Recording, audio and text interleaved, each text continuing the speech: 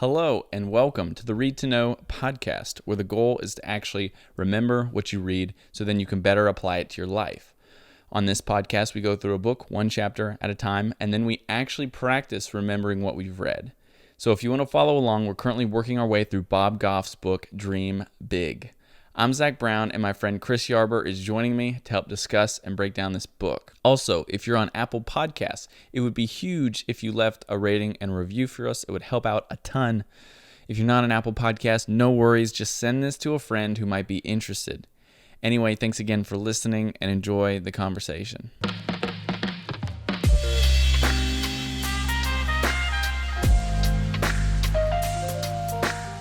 So, Zach, we've done a segment before, what's in your cup? Yeah. Right now you have two cups in front of you. You've talked about your sparkling water craze, that you've been on.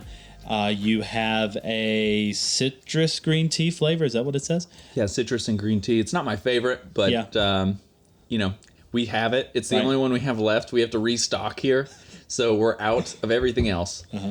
So now it's just citrus and green tea, and I got to ride it out until we finish this off and we can get some more. Okay. I did see next to the trash can in the kitchen all of the AHA boxes. That is quite a good amount of AHA boxes, so I'm proud of you, man. And also... Yeah, I'll tell you a side note. Nothing is sad like when you're going to reach in to an 8-pack of your favorite sparkling water to find out that there's none left. And then to reach into the one beside it to find out that there's none left in that one.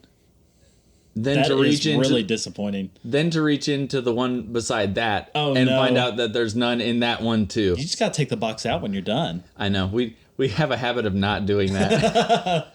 So then we get disappointed when we reach in and we find that there's nothing in there at all. Yeah. By the way, if you have any thoughts on this chapter, if you read the chapter, have any thoughts about it, feel free to reach out to us at Read to Know Pod, Instagram, Facebook, Twitter even.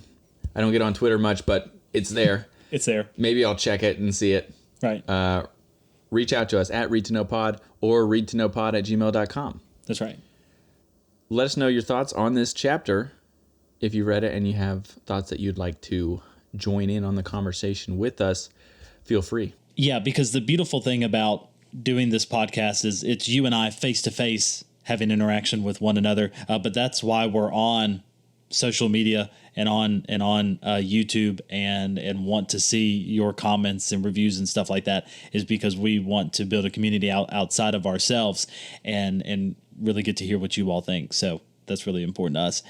It kind of goes along with what this chapter 11 is, as we're in day 11 of Dream Big. Sea Otters is the name of the chapter, which we'll discover why in the heck does he name one of his chapters Sea Otters. But the subtitle is Hold On Tight to a Couple of People. And he says a couple of people, not a lot of people, but a couple of people. And in this chapter, if we really had one word to use to describe it, we would use the word community, because that's the word that he describes over and over again. And he says that, we don't just build community around one another to stay away from loneliness, to stop being lonely or to not be depressed. But in fact, building community is part of being on this adventure we call chasing our dreams or chasing our ambitions. Right. Yeah. It's all about community, and it's kind of also about learning to kind of just be more real with the people you come in contact with. Yeah. There's, as we know, there's a lot of fake out there. Yeah. And what he's really saying is that if you want to be someone with purpose and be someone with intentionality, you have to cut through the noise a little bit, and being real is how you do that. Right. And that also builds community, that realness. Because like we said in the last chapter, it's not a vision that leads people or that gets people to follow. It's availability, and it's also just kind of, being real, being authentic. Right. And he's asking us and challenging us in this chapter to kind of push past the normal everyday conversations that we have on default. Right. The how are you? I'm good. What you been up to? Busy, work, etc. Right. push past all of those is what he's challenging us to do, and get to something deeper, get to something more real than just that. And it's just kind of being authentic, is authenticity in the people that you interact with on a day-to-day basis kind of naturally builds this group of people, and that you'll then kind of live your life around. Yeah. This is why he talks about being available, as we discussed in day 10. And to me, chapter 11, day 11, is kind of the product of being available. If you're being available, he does emphasize some points that he doesn't emphasize in the availability chapter. But in this chapter, as you said, it's really about being real and authentic, getting to those conversations, which he says try to have like 12 of these conversations a day, which sounds like a high number, but I think that displays the importance of this. And really these conversations go past, as you said, how are you really? What we want to get to is, no, how are you really doing? Don't give me the, oh, I'm doing good. That's just because everybody says that. But really, how are you doing? What have been some highlights of this month or of this week? Kind of where are you at? Some conversations with other people. Right. These questions that he wants us to ask and dig deeper with people. He's talking also about just people that we come in contact with on a day-to-day basis. He said, ask this to your Uber driver or whoever, and he asked this question that's very very poignant, and it's very interesting. He says, we have 400,000 conversations or more. I can't remember the number exactly. 400,000 conversations in our lifetime. How many of those do we want to be about the weather? How many of those conversations would we like to have those be just about the weather? Right. You know what I mean? Like, conversations are made for more, deeper material than weather. Right. Is basically what he's getting at. And he's like, what if you asked your Uber driver, what kind of goals and ambitions, are you do you have, and that really you're looking forward to, you're working on? What's something exciting that you're working on right now? Or, how has life been for you? Right. Those type of questions to anyone you come in contact with. Right. Yeah. And that's why he repeats time and time again in this book that really, when it comes to leading yourself down the road towards your ambitions and your dreams, you're going to have other people. And this does take time. They say that to enter into a deep conversation, the conversation level that Bob is talking about here, it takes about 6 or 7 minutes. And we can talk about the weather for 6 to 7 minutes, but statistically, that's about how long it takes to kind of get a conversation kind of warmed up. So we do see that it does take time, but I think with intentionality, we could speed that up a little bit. And just to use the example of being driven from one place to another with an Uber driver, if we take intentionality, it can take less time. But as I said, this is kind of the offset, the product of being available, and it's really going to narrow the road down to our ambitions. Is you're going to find, as you have these conversations, you're going to meet people who have similar goals and ambitions and dreams, and when you get to have a conversation about that, it really helps to narrow your focus, he says in this chapter. Right. Yeah, I think what he's getting at here, like you said, it takes a while for two people to kind of get to that point where they're talking about more than just the weather. They're going deeper. They're hitting that next level of communication and connection. But I think what Bob is trying to get across here is what if we tried to intentionally ramp that up? You know what I mean? Get there quicker with people that we would never even do that, with the person cutting your hair or or the person driving you from A to B, and how do we ramp that up intentionally with anyone and everyone? Right.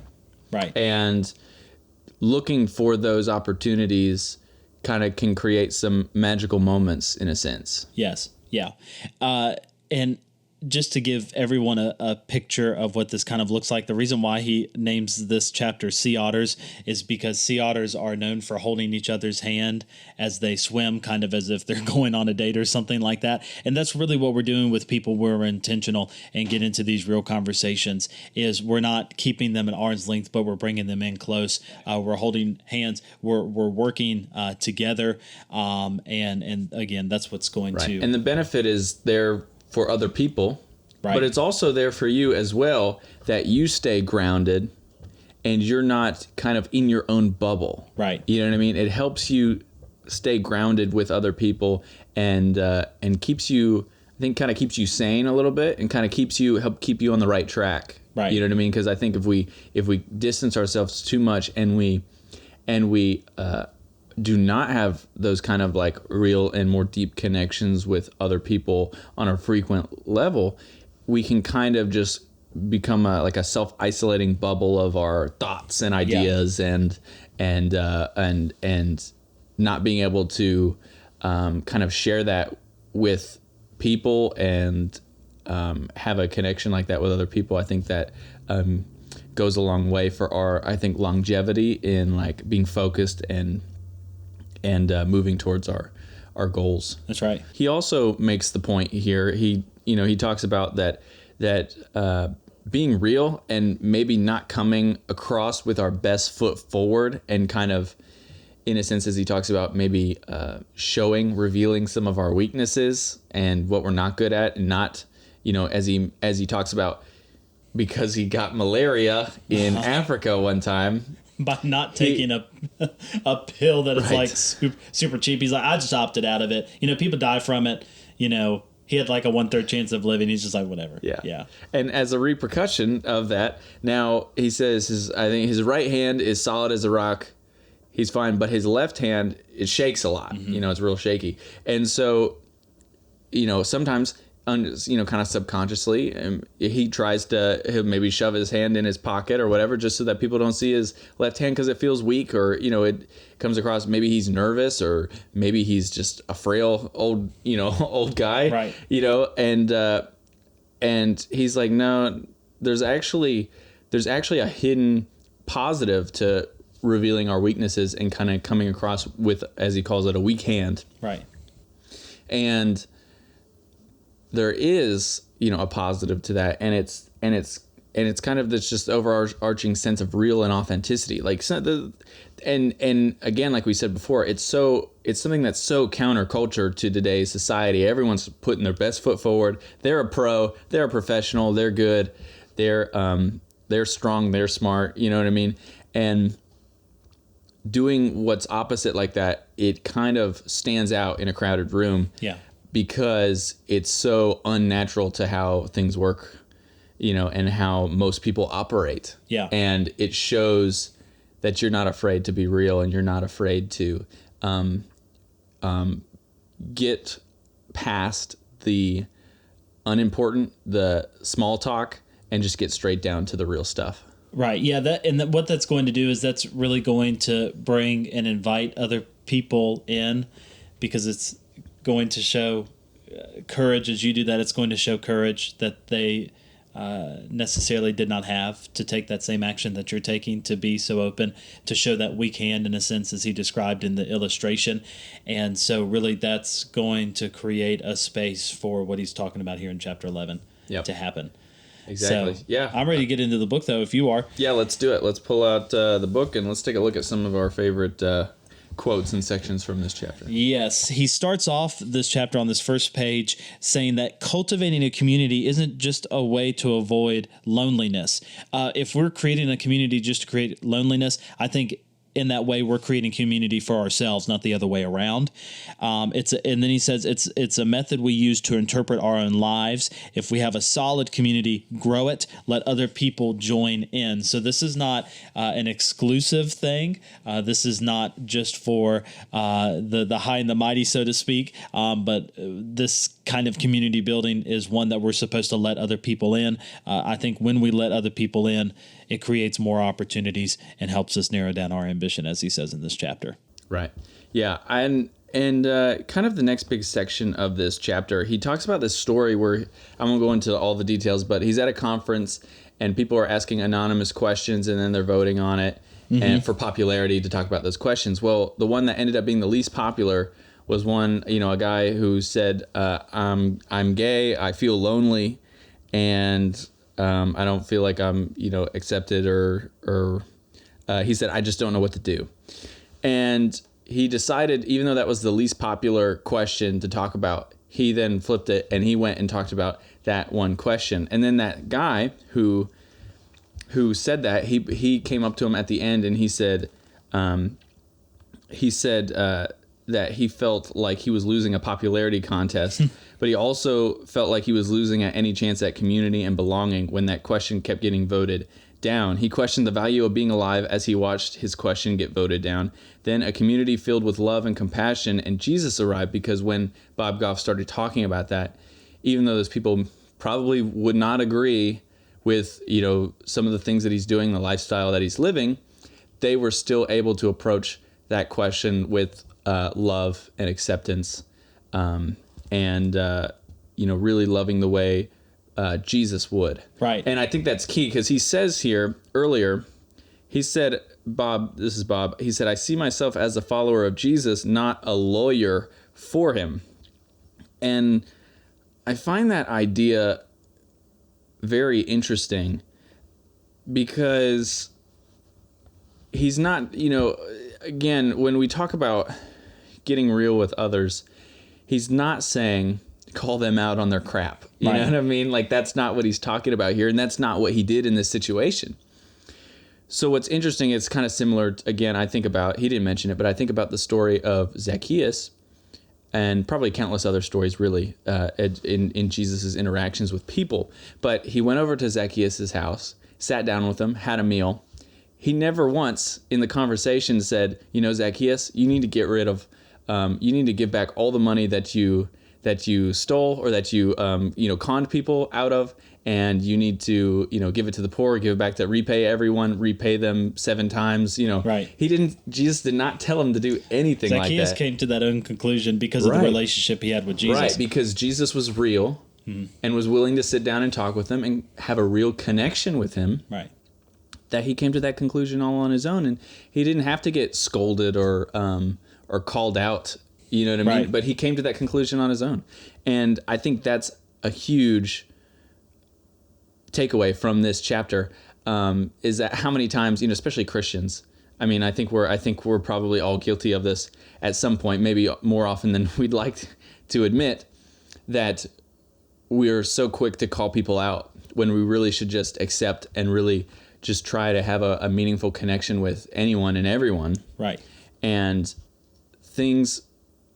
good things will happen because of it. Right. Whether we're actually trying to do, whether that's our goal or not, it's, positive things happen when we just are real with people and we accept them for who they are. Right. Yeah. And when he talks about accept, and when you say accept, what Bob isn't saying is, he's not saying, and you're not saying either, to ignore your beliefs about certain things.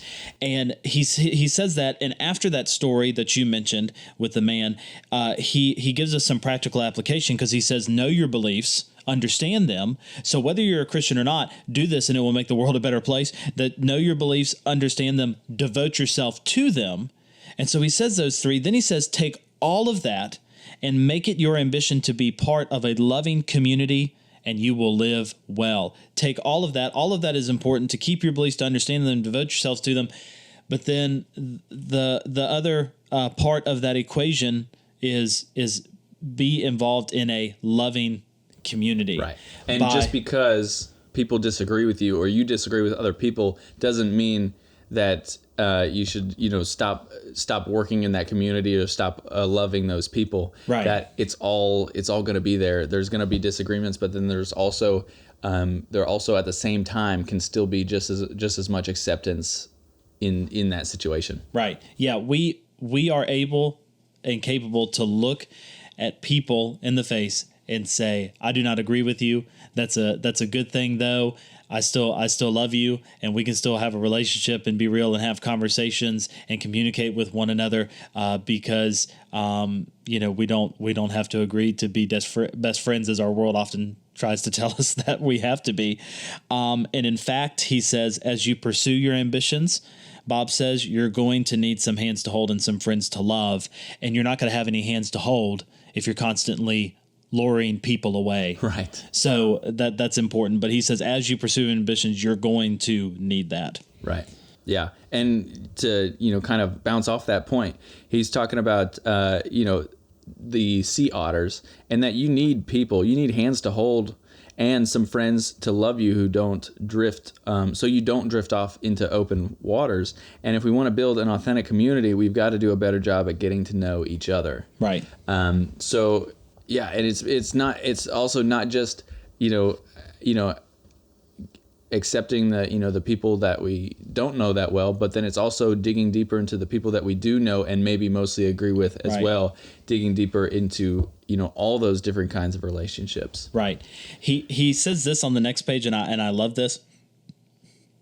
He says, let's be the kind of people who are more interested in who someone is instead of what they do.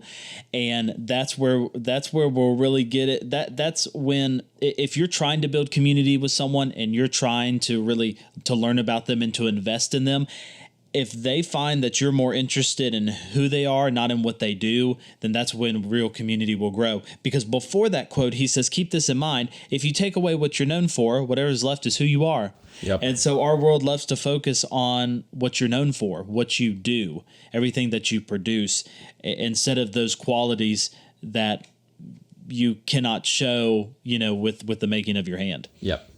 And he talks about, kind of how to get there.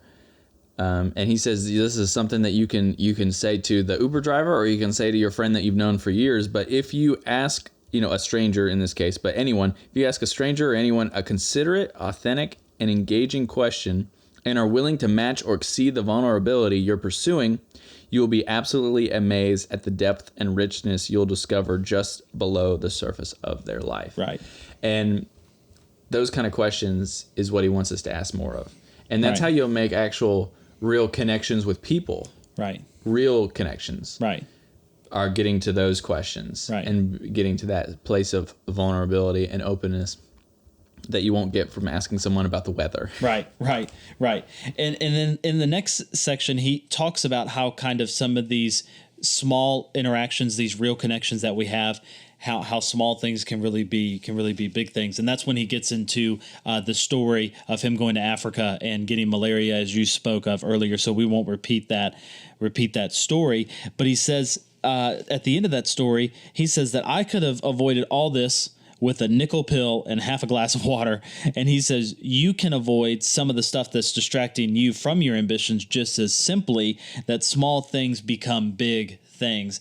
That some of these small interactions, these relationships that we engage in, can become big things and big opportunities. So I'm glad that he points that out in this chapter. Yeah. And he ends this chapter with the last paragraph here. He says, talking about his weak hand again with his strong hand. He spent his whole life reaching out his strong hand to people. But counter that with, instead, reach out with a weaker, more authentic hand to people you meet. It may be more difficult. It takes more guts to reach out with your weak hand, but it's the kind of move that will shape your character while making you more available to the people and things that matter most in your life. Right. It's one of those things that's uncomfortable, but it's going to have better rewards in the long run. Right. Than if you always started out with your strong hand. That's right. Yeah. Wow. I mean, this is kind of a another kind of gut punch of a chapter. It is. It's very challenging. Yes, it is. And I can tell you it connects to chapter 12 really well, which the title of chapter 12 is Finale. Mm-hmm. When I first read it, I kept saying to myself, finale with an E at the end. Taking a genuine interest in other ambitions can unleash yours. So very similar to what we've talked about here in chapter 11, but before you get to chapter 12, you have to get to chapter 11. So we hope that you're reading along with us and that you'll read 12 and tell us about your thoughts as well. And then, Zach, tell them also what they can do about leaving a review for us. Yeah. If you guys are listening on Apple Podcasts, it would be huge if you guys left a rating and a review. Because it helps us it helps Apple push this podcast to new listeners who might be interested. And if you do, take a screenshot of your review, what you said, and email it to us, readtoknowpod@gmail.com. Email it to us, and we'll read it on the next podcast that we do.